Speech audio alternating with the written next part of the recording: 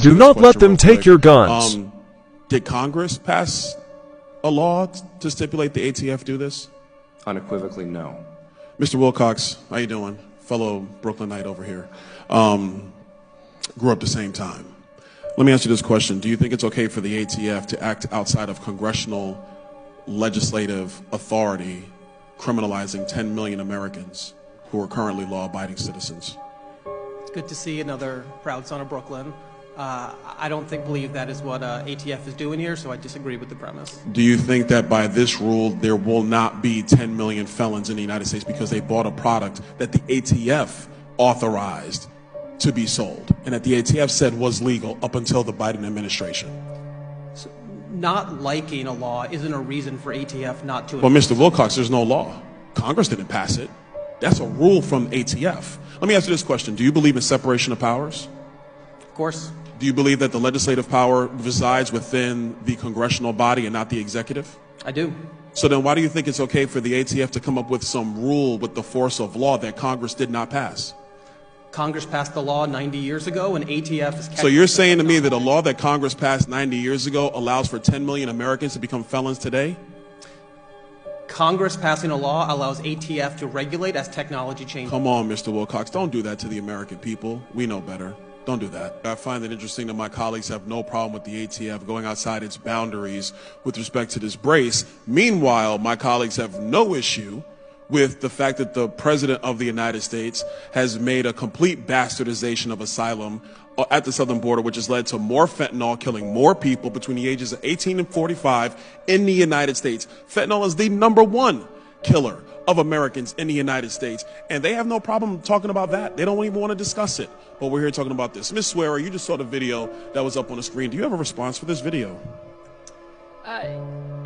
Yes, though I suppose Mr. Bosco does as well. I think it's being used in a way to misconstrue the reality of SBRs. SBRs are actually still used by plenty of Americans who do have disabilities, but also just from the standpoint of SBRs themselves, they were the loophole, an attempt to regulate a loophole while trying to essentially ban handguns. Their restriction under the NFA has always been irrational.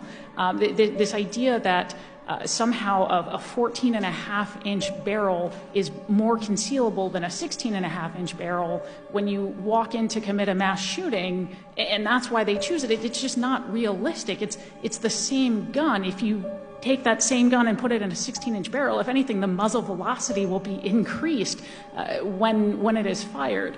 So it just doesn't make a whole lot of sense. So to give you a little background on what's going on here, it's literally the ATF has now criminalized, and this is under direction of the Biden administration. They have criminalized a gun accessory that was legal for years and years and years, and they've done that sort of underneath, everybody's noses, right? So basically, as at this point right now, if people are in possession of this gun accessory, which was until very recently very legal, now this is illegal, right? And so if people get caught with this, or if the Biden administration or somebody decides to bring down charges, they're looking at up to 10 years in prison.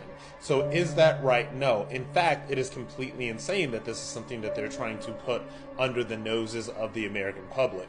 But when you have to understand here is that the Biden administration is trying to subvert the Second Amendment. They literally do not want American citizens, law-abiding American citizens, to have the same rights as the people that your taxpayers' dollars pay in order to protect them. And by them, I mean senators, congressmen, et cetera, et cetera. So it's an attack on the Second Amendment. It's actually completely insane. You have to understand that these people that are attacking the Second Amendment over and over and over again, they say that they're here for gun control. They are not here for gun control.